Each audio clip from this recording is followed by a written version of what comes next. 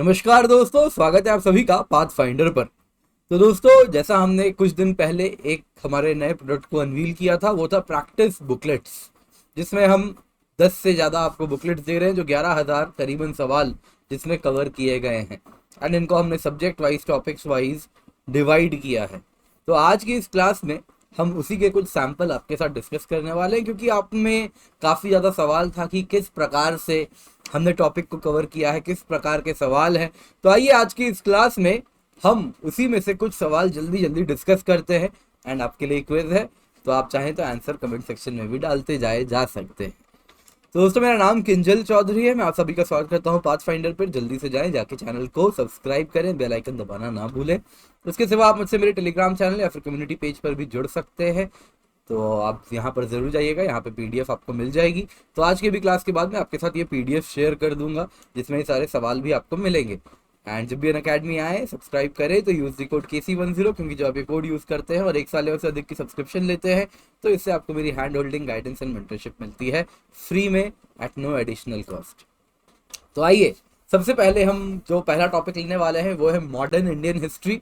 जैसा आप देख सकते हैं, इसमें 750 से करीब ज़्यादा ही सवाल आपको देखने मिलेंगे। तो आइए, मॉडर्न इंडियन हिस्ट्री में अगर हम टॉपिक्स देखें तो इस प्रकार से आप देख सकते हैं 27 टॉपिक्स में हमने बांटा है। तो decline of Mughals, advent of Europeans, Britain struggle with Europeans for supremacy, revolt of 1857, फिर आप देखेंगे मिलिटेंट नेशनलिज्म 1905 से 1917, फर्स्ट वर्ल्ड वॉर का टाइम, गांधी जी का अर्ली टाइम्स, अर्ली मूवमेंट जब स्टार्ट हुआ, एनसीएम, खिलाफत, और इस प्रकार से चलता जाता है। और लास्ट में आप देखेंगे तो हम कॉन्स्टिट्यूशनल एंड जुडिशियल डेवलपमेंट्स तक पहुंचेंगे और फिर कुछ मिसलेनियस टॉपिक्स कवर कर लेंगे। तो 900 से ज़्यादा सवाल आपको देखने मिलेंगे। तो आइए, सबसे पहला सवाल देखते हैं कुछ British struggle with European for supremacy से। तो पहला सवाल देख लेते हैं, question number 1। Fierce battles among the trading companies of Europe is an important feature of 17th and 18th century. What led to these battles? Europe में आपस में इतनी लड़ाई क्यों होती थी 17 और 18वीं शताब्दी में, एंड इसके पीछे क्या कारण रहा है? तो जो यूरोपियन कंपनीज थे वो आपस में जंग लड़ते रहते थे। फिर वो ईस्ट इंडिया कंपनी हो जाए, वैसे ही फ्रांस की कंपनी, पोर्टुगीज कंपनी, क्यों इनमें इतनी जंग होती थी? क्योंकि सारे कंपनी एक ही चीज को बाई करने में इंटरेस्ट लेते थे, क्योंकि ये अपने मार्केट्स को सिक्योर करना चाहते थे, क्योंकि ये अपने प्रॉफिट्स को इंक्रीज करना चाहते थे। तो आंसर अगर आप देखें तो answer is B, all the statements are correct. तो आप देख सकते हैं यहाँ पे इसका आपको बहुत ही अच्छे से एक्सप्लेनेशन भी मिलेगा, इस प्रकार से कि आपको चीजें याद हो जाए, कहानी पूरी क्लियर हो जाए। तो यहाँ पर आप देख सकते हैं। वैसे ही दोस्तों, दूसरा सवाल अगर आप देखें तो आइए देखते हैं, ईस्ट इंडिया कंपनी की जो बेनिफिट थी, जो मिली थी क्वीन एलिजाबेथ के द्वारा चार्टर से, तो उसे क्या फायदा हुआ ईस्ट इंडिया कंपनी को? तो what are the benefits to the East India Company of the charter acquired from Queen Elizabeth one in 1600? तो इससे क्या हुआ कि कोई other trading group in England compete नहीं कर सकता था ईस्ट इंडिया कंपनी से। स्टेटमेंट 2, इससे अगर आप देखें तो अन्य यूरोपियन पावर भी ईस्टर्न मार्केट्स एंटर नहीं कर सकते थे। जाहिर सी बात है, स्टेटमेंट 2 गलत है, क्योंकि क्वीन एलिजाबेथ का चार्टर सिर्फ इंग्लैंड तक ही लोग मानेंगे, इंग्लैंड के बाहर क्यों मानेंगे? और वही बात जहां तक है इंग्लैंड की, बिल्कुल सही बात है। अन्य कोई कंपनी अगर आप देखें तो ईस्ट इंडिया कंपनी के साथ ट्रेड नहीं कर सकते थे, यही मतलब था इस चार्टर का। लेकिन आप अगर देखें तो पोर्तुगीज इंडिया में पहले से बैठे हुए थे, फ्रेंच, डच, सब के सब इन इलाकों में ईस्टर्न कॉलोनीज, ईस्टर्न मार्केट्स को टैप करना चाह रहे थे। तो क्वीन एलिजाबेथ वन का चार्टर उनको नहीं रोक पाया। तो यहीं पर आपको एक्सप्लेनेशन भी मिल जाएगा। वैसे ही आप देख सकते हैं अन्य सवाल भी है और उनका एक्सप्लेनेशन भी आपको बहुत अच्छे से मिल जाएगा। वैसे दोस्तों, इस प्रकार के आपको 900 से ज्यादा सवाल सिर्फ मॉडर्न इंडियन हिस्ट्री से मिलेंगे। चलिए नेक्स्ट टॉपिक देखते हैं, इंडियन एंड वर्ल्ड ज्योग्राफी। तो वर्ल्ड ज्योग्राफी में आप देख सकते हैं इस प्रकार से 8 टॉपिक है। इंडियन ज्योग्राफी में भी आप अगर देखें तो हमने बहुत सारे टॉपिक में इसको तोड़ा है। और फिर ह्यूमन एंड इकोनॉमिक ज्योग्राफी है, जिसमें आपको फिर कई सवाल मिलेंगे। तो इस प्रकार से 750 से ज्यादा हमने topic wise questions on Indian and world geography बनाए हैं। तो आइए सबसे पहले कुछ सवाल लेते हैं जियोमॉर्फोलॉजी से। तो ग्लेशिएशन के वजह से इनमें से कौन कौन से लेक बनते हैं? Cirque lake, kettle lake, rock hollow lake. तो अगर आप जीसी लियोंग पढ़े हैं तो आपको सर्क लेक मालूम है, केटल लेक्स तो मालूम ही होंगे। तो इसके सिवा रॉक हॉलो लेक होता है दोस्तों, वो भी ग्लेशिएशन से ही बनता है। स्पेशली जब आइस मूव करती है तो वो कई बार इस प्रकार से सरफेस को खखोर देती है, इरोड कर देती है, उससे गड्ढा बन जाता है और उस प्रकार से रॉक हॉलो लेक दिखने मिलता है, जैसे फिनलैंड में काफी कॉमन है। बाकी केटल लेक, सर्क लेक, केटल लेक अगर आप देखें तो ये आउटवॉश प्लेन में मेल्टिंग ऑफ स्टैटिक आइस से बना हुआ डिप्रेशन है जो छूट जाता है, उससे बनता है केटल लेक। वैसे ही सर्क लेक अगर आप देखें तो ये अगर आप देखें तो जब ग्लेशियर डाउन वैली डिसेंड करते हैं तो उस वक्त जो इरोजन करते हैं, एक सर्कुलर हॉलो बनाते हैं, उससे बनता है सर्क लेक। उसी को टान भी कहते हैं, पानी जम जाए तो कोरी लेक भी कहते हैं, कोरी भी कहते हैं। नेक्स्ट दोस्तों अगर हम देखें तो कुछ सवाल आपको देखने मिल रहा है with respect to landforms, geomorphology topic है। तो स्टेलेक्टाइट्स वो डिपॉजिट हैं जो कि फ्लोर ऑफ द केव से नीचे से ऊपर की ओर जाते हैं। स्टेलेक्टाइट इसका कहना है नीचे से ऊपर की ओर जाते हैं, और स्टेलेग्माइट इसका कहना है कि रूफ से ऊपर से नीचे की ओर जाते हैं। तो रूफ से ऊपर की ओर, नीचे, ऊपर से नीचे की ओर ऐसे ऐसे बढ़ते जाते हैं। तो दोनों के दोनों अगर आप देखें कार्स्ट लैंडफॉर्म्स में स्टेलेक्टाइट स्टेलेग्माइट देखने मिलते हैं। वही पूछा जा रहा है, तो स्टेलेक्टाइट और स्टेलेग्माइट के बारे में पूछा जा रहा है, बताइए क्या सही है। तो आंसर अगर आप देखें दोस्तों डी है, नीदर वन नॉर टू। क्योंकि आप अगर देखें तो याद रखिएगा माटी से निकलता है स्टेलेग्माइट, यानी कि कैल्शियम कार्बोनेट वाला वो जो पिलर, जब दोनों जुड़ जाए तो पिलर बनता है, लेकिन माटी से निकलता है स्टेलेग्माइट, यानी कि नीचे से ऊपर जो बढ़ रहा है दैट इज स्टेलेग्माइट, दैट इज स्टेलेग्माइट। और ऊपर से नीचे जो आता है दैट इज, जो बच गया, स्टेलेक्टाइट। और इस प्रकार से बूंद बूंद बूंद बूंद ड्रॉप हो रही है, पहले ही इवेपोरेट हो जाएगा और जो कैल्शियम कार्बोनेट है उससे लगा रह जाएगा। तो इस प्रकार से वो हर ड्रॉप के साथ जो इवेपोरेट हो रहा है उसके साथ ऊपर से नीचे की ओर आपको स्टेलेक्टाइट आता हुआ दिखेगा। दोनों जुड़ गए कहीं पर तो क्या बन जाएगा, इस प्रकार से इसको कहेंगे पिलर, पिलर, पिलर। दोनों कहाँ देखने मिलता है, केव्स में। कैल्शियम कार्बोनेट ये लैंडफॉर्म्स है लाइमस्टोन के, तो ये कहाँ पर देखने मिलते हैं, कार्स्ट लैंडफॉर्म कहते हैं इसको। वैसे ही बहुत सारे सवाल है दोस्तों, तो आइए कुछ सवाल अब एनवायरनमेंट एंड इकोलॉजी से भी ले लेते हैं। तो 750 से ज्यादा सवाल आपको देखने मिलेंगे एंड एनवायरनमेंट एंड इकोलॉजी से। आप देख सकते हैं इस प्रकार से हमने इसको कितने सारे टॉपिक्स में बांटा है। Basics of ecology, ecosystem and its functioning, terrestrial aquatic ecosystem, waste management, sustainable development, biodiversity, reports, indices, institutions and measures, agriculture, India and climate change. बहुत सारी चीजें में हमने कवर किया। 750 से ज्यादा सवाल हैं, तो आपको बस टॉपिक पढ़ना है और फिर ये सवाल करने हैं। तो इसमें आप देख सकते हैं पहला है terrestrial and aquatic ecosystem. Terrestrial and aquatic ecosystem अगर आप देखें दोस्तों तो ये कुछ इस प्रकार से है। तो पहला सवाल देखते हैं, चेपरल फॉरेस्ट की बात हो रही है। तो मोस्ट चेपरल प्लांट्स हैव लार्ज, बड़े हार्ड पत्ते होते हैं जो मॉइस्चर को होल्ड करते हैं। इसके सिवा यहाँ ये वहीं पर देखने मिलते हैं जहाँ पे हॉट ड्राई समर होता है, माइल्ड रेनी विंटर होता है, और तीसरा ये टेम्परेट बायोम में है। तो दोस्तों क्या है आंसर, 1 2 3 क्या सही है। तो दोस्तों अगर आप आंसर देखें तो all of the above. Mediterranean forest में चेपरल फॉरेस्ट हमको देखने मिलता है मेडिटेरेनियन क्लाइमेट में। तो चेपरल मेडिटेरेनियन क्लाइमेट में देखने मिलता है, कैलिफोर्निया में चेपरल, वैसे नीचे जाएंगे तो मेटोरल फॉरेस्ट है ना, अलग अलग नाम से हमें देखने मिलते हैं ये।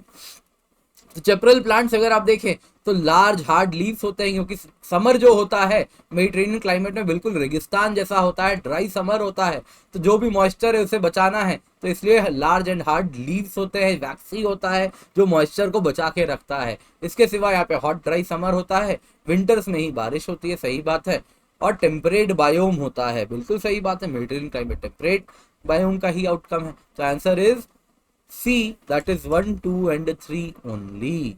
आइए नेक्स्ट सवाल देख लेते हैं, लगे हाथ। डेजर्ट इकोसिस्टम की बात हो रही है, तो इसमें एक स्टेटमेंट 1 कह रहे हैं कि लीव्स एंड स्टेम सक्यूलेंट होते हैं जो पानी को स्टोर करते हैं। स्टेटमेंट 2, जानवर नॉक्टर्नल होते हैं क्योंकि दिन में तो सन होता है, इसको अवॉइड करना होता है। और स्टेटमेंट 3, जो प्लांट्स है उसके रूट सिस्टम बहुत वेल डेवलप्ड होते हैं, बड़ा इलाका कवर करते हैं। तो क्या सही है, तीनों के तीनों वापस सही है, सही बात है। डेजर्ट इकोसिस्टम में पानी की कमी है तो पानी को स्टोर करते हैं, सक्यूलेंट होता है। एनिमल भी अगर आप देखें तो गर्मी को अवॉइड करने के लिए रात को ही विचरण करते हैं, हंटिंग वगैरह करते हैं। और बाकी जो प्लांट्स है उसके रूट सिस्टम भी आप देखें तो डीप भी बहुत होते हैं और वाइड भी बहुत होते हैं, सो दैट पानी कहीं भी मिले तो उसे खींच सके। तो इस प्रकार से दोस्तों आइए कुछ इकोनॉमी के भी सवाल देख लेते हैं लगे हाथ। तो इकोनॉमी में अगर आप देखें तो इतने सारे टॉपिक्स में हमने तोड़ा है एंड 750 से ज्यादा सवाल आपको देखने मिलेंगे एंड ये प्रोबेबल क्वेश्चंस हैं जो यूपीएससी सीएससी प्रीलिम्स में भी आ सकते हैं और प्रीवियस ईयर क्वेश्चंस भी हम कवर कर रहे हैं। तो इस प्रकार से आप देख सकते हैं basics of economy, national income and accounting, growth and development planning in India, inflation, taxation, balance of payment, foreign exchange, poverty, inequality, food security, industries, energy, government schemes, सब कुछ कवर हो रहा है। तो 1000 से ज्यादा आपको सवाल मिलेंगे इकोनॉमी में। तो आइए पहला टॉपिक ले लेते हैं नेशनल इनकम एंड अकाउंटिंग। तो नेशनल इनकम एंड अकाउंटिंग में आइए कुछ सवाल लेते हैं परचेजिंग पावर पैरिटी से। तो 2 स्टेटमेंट दिया गया है परचेजिंग पावर पैरिटी के संदर्भ में। तो बताइए, स्टेटमेंट 1 कह रहे हैं ये पॉपुलर मैट्रिक है जो कंपेयर करता है 2 देशों को on the basis of basket of goods approach में। स्टेटमेंट 2, जब जीडीपी कंपैरिजन किया जाए यूजिंग परचेजिंग पावर पैरिटी, ये ज्यादा यूजफुल है कंपेयर टू नॉमिनल जीडीपी जब आप किसी नेशन के डोमेस्टिक मार्केट को एसेस कर रहे हैं। तो सही बात है, दोनों ही स्टेटमेंट बिल्कुल सही है ना। तो अगर आप सोल्यूशन भी देखिए यहाँ पे, तो अगर आप स्टेटमेंट 1 देखें तो परचेजिंग पावर पैरिटी में अगर आप देखें तो ये 2 इकोनॉमी को कंपेयर करता है using some basket of goods, क्योंकि हर देश में अलग अलग प्राइसेस की लेवल्स होती हैं, तो महंगाई दर अलग अलग होता है और उस करेंसी से वो क्या खरीद सकता है उसमें अंतर हो सकता है। इसीलिए आप क्या करते हैं, इकोनॉमी को बास्केट ऑफ गुड्स के बेसिस में कंपेयर करते हैं। तो बिल्कुल सही बात है परचेजिंग पावर पैरिटी की जहां तक बात हो रही है। और बाकी अगर आप देखिए, अगर आपको कंपेयर करना है तो आप एक्चुअल बाइंग पावर यदि कंपेयर करना चाहें तो आप परचेजिंग पावर पैरिटी को ही यूज करेंगे ना। बाकी अगर आप जीडीपी डिफ्लेटर वाला सवाल ले लेते हैं, क्वेश्चन 4 की बात करते हैं, तो ये क्या है, इसको इम्प्लिसिट प्राइस डिफ्लेटर भी कहते हैं। क्या ये सही है, बताइए? बिल्कुल सही है। इसके सिवा ये वो रेशियो है जीडीपी का at current prices to that of the constant prices.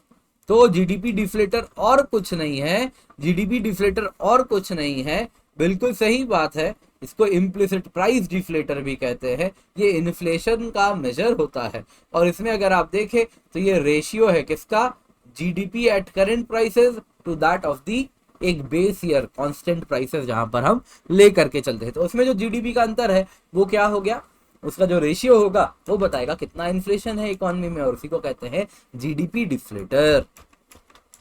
चलिए नेक्स्ट सवाल दोस्तों, वैसे हम करंट अफेयर्स भी कवर कर रहे हैं। आप देख सकते हैं मई 2021 से लेके मार्च 2022 तक मंथ वाइज हमने करंट अफेयर्स भी कवर किया है।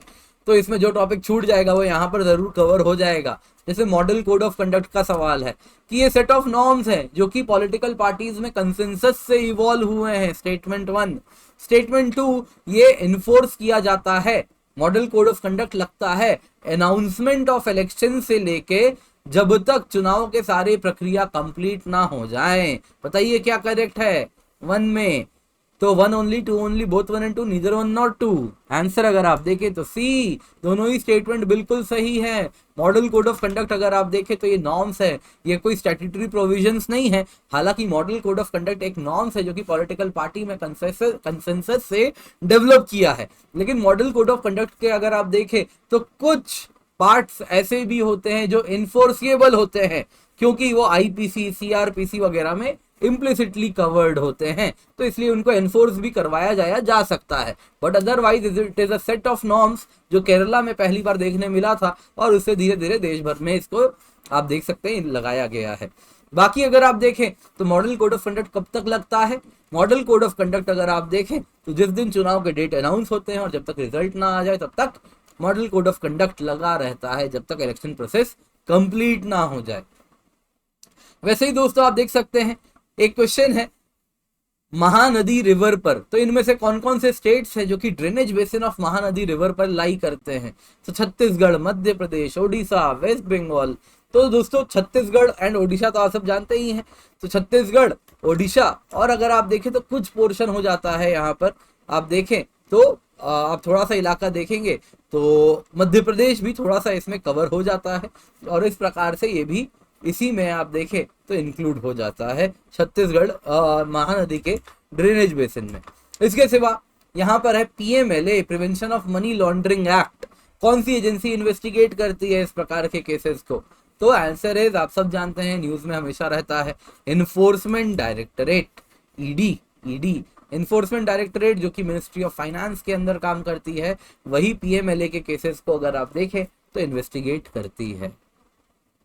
दोस्तों साइंस एंड टेक के भी ऐसे ही आपको 10,000 से ज्यादा टोटल सवाल जो हमने कवर किए, उसमें साइंस एंड टेक के भी 750 से ज्यादा सवाल कवर किए गए हैं। तो biotechnology, health, nano technology, ICT, space, miscellaneous awards, institution, physics, chemistry, biology सब कवर कर रहे हैं हम। तो आइए, वैसे ही सवाल है दोस्तों जो सवाल यूपीएससी में बनता है, बस for the sake of making हमने सवाल नहीं बनाया है। आप देख सकते हैं, जैसे पहला सवाल है, न्यूमोनिया वैक्सीन की बात हो रही है, तो इंडिया ने recently indigenously developed pneumococcal vaccine develop किया जिसका नाम है Pneumosil. Pneumosil bill and Melinda Gates foundation की सहायता से डेवलप किया गया था। क्या सही है? One only, two only, both या नीदर? तो आंसर अगर आप देखिए तो both statements are true. Serum Institute of India ने न्यूमोकॉकल वैक्सीन डेवलप किया है जिसका नाम है न्यूमोसिल, और इसको बनाने में सहायता हमें लगी थी bill and Melinda Gates foundation और साथ ही साथ पाथ ऑर्गेनाइजेशन की। तो दोनों ने मिलके बनाया है। Drug controller general of India ने भी न्यूमोसिल को अप्रूवल दे दिया है। वैसे ही दोस्तों एक सवाल है, कैंडिडा ऑरिस न्यूज में है, ये क्या है? एस्टेरॉयड है, मैनमेड मिनरल है, मल्टी ड्रग रेजिस्टेंट फंगस है, east cultivated for food security है। तो आंसर क्या है दोस्तों इसका? कैंडिडा ऑरिस क्या है? तो ये अगर आप देखें तो मल्टी ड्रग रेजिस्टेंट फंगस है, एक फंगस है जो कि अगर आप देखें तो इसका मतलब अलग ही प्रकोप बढ़ता जा रहा है, इसकी ट्रीटमेंट ज्यादा नहीं है, आसानी से इसको आप देखें तो आइडेंटिफाई नहीं किया जाता है। रॉन्ग आइडेंटिफिकेशन की वजह से पूरा का पूरा ट्रीटमेंट का प्रोसेस बदल जाता है और इसको कुछ होता नहीं है। तो इसीलिए इस फंगस को आइडेंटिफाई करना होगा, यदि इससे कोई अफेक्टेड हो जाए तो उसे ट्रीट करने के लिए तो अप्रोप्रिएट हेल्थ केयर फैसिलिटी चाहिए हॉस्पिटलाइज पेशेंट्स के लिए। तो इसका प्रकोप बढ़ता जा रहा है, कैंडिडा ऑरिस। तो ये क्या है? एक फंगल इन्फेक्शन है, multi drug resistant fungal infection है। वैसे ही दोस्तों कॉम्बैट में भी जितने सवाल हैं हमने वो भी कवर किए हैं, 750 से ज्यादा सवाल है। तो इसको भी हम polity, history, geography, economy, environment, science and tech, current affairs में तोड़ के आपको कवर करके दे रहे हैं। तो पॉलिटी में वैसे ही आप देख सकते हैं, सेक्शन सेडिशन और डिफमेशन पे 2 स्टेटमेंट है। सेडिशन की डेफिनेशन है आर्टिकल 19 में, डिफमेशन की डेफिनेशन है आर्टिकल 19 में। क्या सही है भाई? क्या किसी की डेफिनेशन है आर्टिकल 19 में? दोनों की ही नहीं है। कहीं भी आपको डेफिनेशन आर्टिकल 19 में ना तो सेडिशन की मिलेगी ना तो डिफेमेशन की मिलेगी। दोनों से डील करने के लिए सेपरेट लॉज भी हैं। Section 124A of the IPC sedition से डील करता है। वैसे ही आप 499 सेक्शन 499 ऑफ द आईपीसी अगर आप देखें तो वो क्रिमिनल डिफेमेशन से डील करता है। सिविल डिफेमेशन अगर आप देखें तो लॉ ऑफ टॉर्ट्स के अंदर पनिशेबल है। वैसे ही controller general of accounts is a constitutional authority. Central vigilance commission is a constitutional authority. बताइए क्या सही है? कोई है क्या इनमें से कॉन्स्टिट्यूशनल अथॉरिटी? नहीं, कोई भी नहीं है। दोनों ही स्टेटमेंट गलत हो जाते हैं। सीएजी कॉन्स्टिट्यूशनल बॉडी है and CAG independent constitutional body है, लेकिन controller general of accounts ministry of finance के अंदर काम करते हैं। ये कोई कॉन्स्टिट्यूशनल या स्टैट्यूटरी बॉडी नहीं है। वैसे ही आप देखें सीबीसी भी अगर आप देखें तो ये सीबीसी एक्ट के द्वारा स्थापित किया गया है, तो एक स्टैट्यूटरी बॉडी है। एंड इसकी जब पहली बार इसकी स्थापना हुई थी तो के संथानम कमेटी के रिकमेंडेशंस पर हुई थी, है ना, recommendations of the committee of the prevention of corruption headed by Shri के संथानम, है ना। तो ये सब याद रखिएगा, आपको सब कुछ इसमें मिल रहा है, बहुत अच्छे से आपको आंसर में सब कुछ कवरेज हो जाती है, तो आपको कोई दिक्कत नहीं आएगी, तो आप इसको निश्चिंत होकर ले सकते हैं। तो बस यही अनाउंसमेंट है दोस्तों कि ये जो हमारा पैकेज है ये आपको फ्री ऑफ कॉस्ट मिलने वाले हैं। ये सारे किताब आपको फ्री ऑफ कॉस्ट मिलेंगे अगर आप प्लस सब्सक्रिप्शन लेते हैं 1 ईयर एंड अबव, और ये सिर्फ 25 तारीख तक ही वैलिड है, only till 25th of this month. Otherwise ये क्या है? आइकनिक का प्रोडक्ट है। ये आइकनिक सब्सक्रिप्शन में हम आपको प्रोवाइड करते हैं। 1 year and above subscription iconic में ही आपको मिलता है, लेकिन अभी आपको प्लस में मिल जाएगा। तो आप निश्चिंत होकर ये बुक्स ले सकते हैं और इसका फायदा उठा सकते हैं। तो दोस्तों आप जानते हैं अकेडमी इंडिया का लार्जेस्ट लर्निंग प्लेटफॉर्म है। इंडिया के बेस्ट एजुकेटर्स हमारे साथ जुड़े हुए हैं। Unacademy all India prelims mock test है, ऑफलाइन भी हम कंडक्ट करवा रहे हैं दिल्ली में और ऑनलाइन तो है ही। तो अगर आप दिल्ली में ओल्ड राजेंद्र नगर, मुखर्जी नगर में रहते हैं तो जल्दी से जाएं, जाके एनरोल फॉर फ्री करें, निःशुल्क है, कोई कीमत नहीं है। यूज कीजिएगा कोड KC10 और निश्चिंत होकर आप इसका हिस्सा बने। इसके सिवा प्रीलिम्स प्रैक्टिस बुकलेट हमने लॉन्च किया है। जैसा मैंने बताया 11,000 करीबन आपको एक्सपर्टली क्यूरेटेड सवाल आपको देखने मिलेंगे, प्रीवियस ईयर क्वेश्चंस भी कवर होते हैं। एंड ये अगर आप देखें तो आइकनिक एंड प्लस सब्सक्रिप्शन यदि आप 1 साल या उससे अधिक की लेते हैं तो आपको फ्री ऑफ कॉस्ट मिल जाएगा।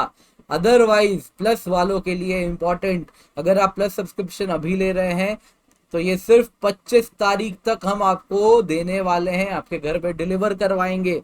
ये बुक्स आपके घर पे डिलीवर हो जाएंगे only from April 20 to April 25। उसके बाद सिर्फ और सिर्फ आइकनिक में ही आपको मिलेगा। इसके सिवा CSE एश्योर है, यदि 2 साल की आप सब्सक्रिप्शन लेते हैं और उसके बाद भी आपको मन मुताबिक रिजल्ट ना मिले तो आपको हम 1 ईयर का एक्सटेंशन देंगे। तो बस KC10 कोड यूज कीजिए, लिमिटेड टाइम ये ऑफर है। इसके सिवा अनअकैडमी लाइट है दोस्तों, प्रीलिम्स टेस्ट सीरीज है, आप देख सकते हैं। इंट्रोडक्टरी प्राइसेस है, 28 टेस्ट के 3149 है, जिसमें 20 GS है, 8 CSAT है, 56 टेस्ट है, 40 GS, 16 CSAT, 4409 रुपीज में है। इसके सिवा लास्ट माइल इंटरव्यू प्रोग्राम है, आइकनिक सब्सक्रिप्शन है, लाइव मेंटरशिप है, स्टडी प्लानर है, मेंस क्वेश्चन आंसर प्रैक्टिस है, ओपन हाउस में भी आप पार्टिसिपेट कर सकते हैं। जो प्लस सब्सक्रिप्शन है इसकी 1 साल की कीमत है 46,791 रुपीज, 1 साल की आइकनिक की कीमत है 57,041 रुपीज, 1 साल की ऑप्शनल की कीमत है 24,750 रुपए। ये सारी कीमत तब है जब आप KC10 कोड का इस्तेमाल करते हैं, यानी वो कोड जो कि आपको गाइडेंस भी देता है, हैंड होल्डिंग भी करता है, मेंटरशिप भी प्रोवाइड करता है फ्री ऑफ कॉस्ट। यदि आप 1 साल या उससे अधिक की सब्सक्रिप्शन लेते हैं तो 0% EMI में आपको लोन भी हम दे रहे हैं। बाकी पाथ फाइंडर करंट अफेयर्स दोस्तों अप्रैल 2022 से के लिए हमने करंट अफेयर्स के लिए पाथ फाइंडर टेस्ट सीरीज है, तो ये फ्री टेस्ट सीरीज है UPSC CSE के लिए। तो आप बस जाएं, जाके एनरोल करें, use the code KC10। Her Saturday 5 PM पर होने वाला है, बहुत अट्रैक्टिव प्राइसेस भी हैं, आप देख सकते हैं। अकेडमी नोट्स मिल रहे हैं, आर्टिकुलेट मैगजीन भी मिल रही है। बाकी कोर्स नेम अगर आप देखें तो मेरे बहुत सारे कोर्सेज है दोस्तों। तो Sunday to Thursday 4 PM to 6 PM निकालो प्रीलिम्स हम रन करते हैं, जिसमें करंट इश्यूज पे जितने भी सवाल हैं वो सब हम कवर करते हैं। 2020 कवर कर लिया है, 2022 कवर कर लिया है, 2021 में जनवरी फरवरी हमने कर लिया है, मार्च के सवाल चल रहे हैं। बाकी प्लस कोर्स अगर आप देखें तो एनवायरमेंट भी है, ज्योग्राफी भी है, आप निश्चिंत होकर एनरोल कर सकते हैं using the code KC10। UPSC CSE combat है, आप देख सकते हैं, स्पेशल कॉम्बैट है April 24 को। UPSC CSE बैचेज है दोस्तों, 1 year 2 year batches, Hindi English bilingual batches हैं, तो इनका फायदा जरूर उठाएं, यूज द कोड KC10 और सब्सक्रिप्शन लें। अनअकैडमी अगर आप देखें तो बेस्ट इन क्लास रेटिंग है, और साथ ही साथ लर्नर्स भी देखे बहुत सारे एनरोल कर चुके हैं, इसका फायदा आप उठा सकते हैं। Thank you so much for joining, have a great day and let's crack it.